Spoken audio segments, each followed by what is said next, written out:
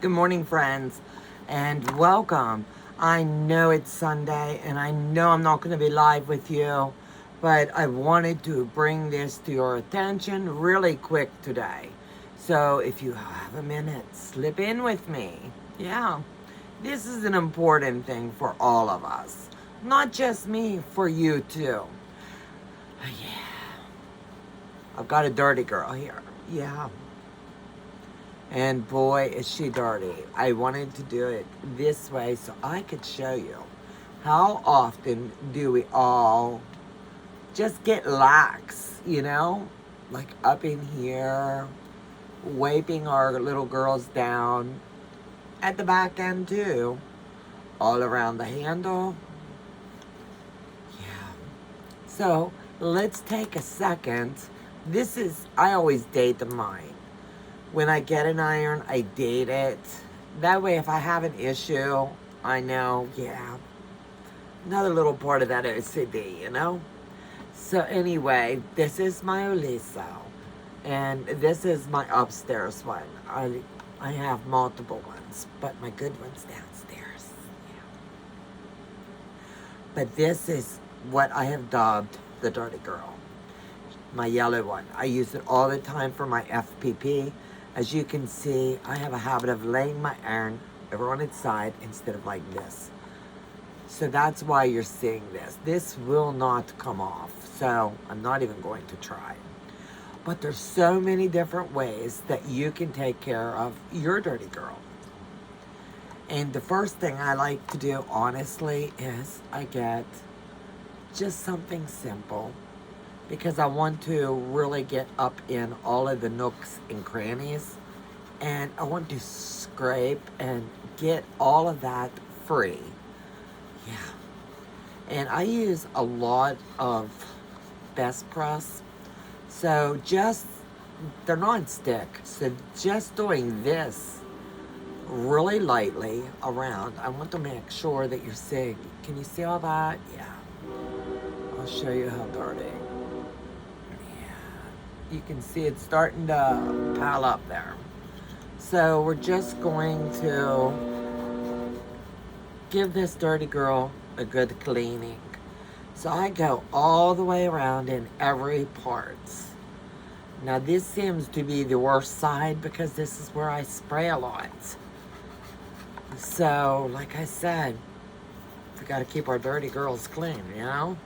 They work for us. So we need to work for them. They need to work for us. So get up in all of those nooks and crannies.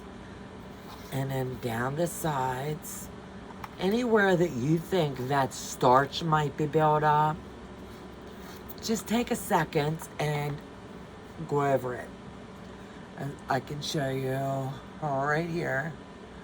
See all that? That's just out of this dirty girl. We're not supposed to dip these and get them wet. So what I like to do is first, make sure you have your iron unplugged. And then I just start to give it a good whip down, a very good whip down.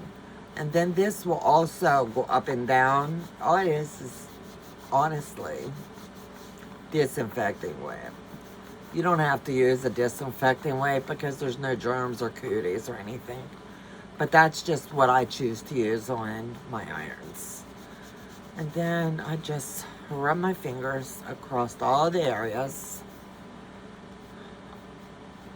And come down around. Hit the back end of this dirty girl. And it's going to be like starting all over, brand new, out of the box by the time you're done. Get up in all these little nooks and crannies. Because you will be surprised when you're spray starching or misting. I don't know too many of us that still use water in our irons. I don't. And then I honestly flip it over. Then I give it a good look-see to make sure that all the buildup is all gone. And it is. Then I take this paper towel, and honestly, you don't think about it very often. You don't. So make sure that you take the time and just roll straight down straight down all the way to the end. And you will be surprised at how much nasty this dirty girl can be, you know? It's all over. Yeah. And then I even clean the plug area.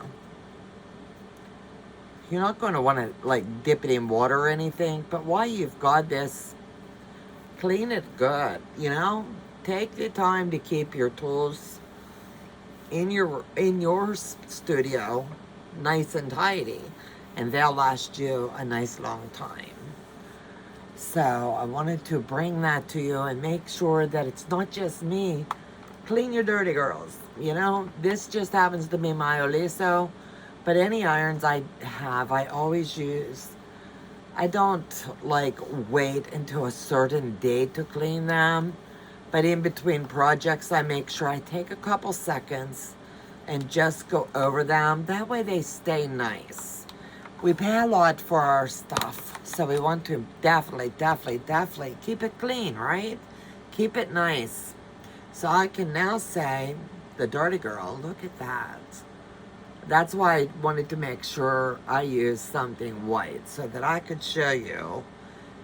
Yeah, she was really righteous, you know? Can you see all that? Not very often you'll see me say, I'll show you my dirty space right here. Yeah. But it's one of those times where you need to see the behind the scenes for all of us. So take this time, this Sunday morning after church or before, if you're in your space, because we all have different time zones, different things that we're doing, and just take care of your space.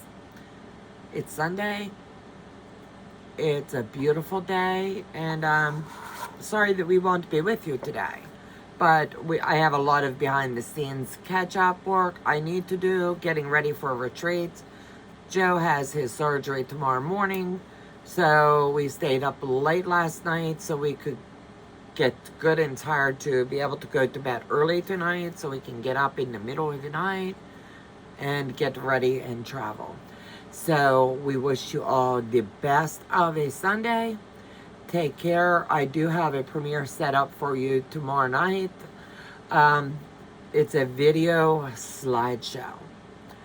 Delia and Heather, and I'm not sure, but Janine may even be in the chat for you if I'm not available, because I don't want to make promise. It all depends on the boss, you know? But watch that. And it's just the journey of a quilter maker. Yeah. So you guys take care. God bless. And Joe and I will see you back here live next Friday night. Bye, guys. And have a beautiful, beautiful Sunday. Bye-bye.